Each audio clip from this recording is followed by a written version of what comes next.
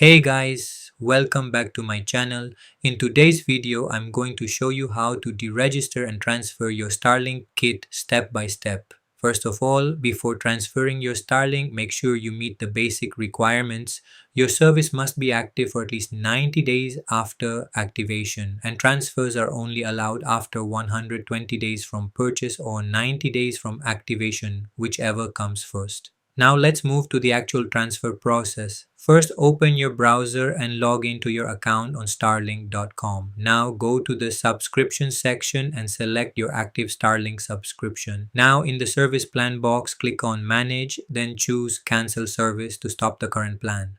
Now scroll to the Devices section. Here you will see your Starlink hardware listed.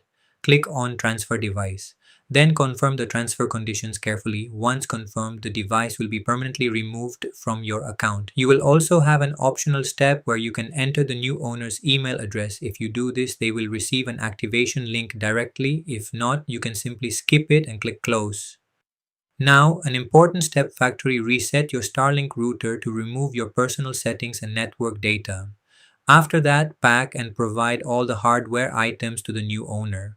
Finally, share the Starlink identifier with them so they can activate and set up the device on their own account.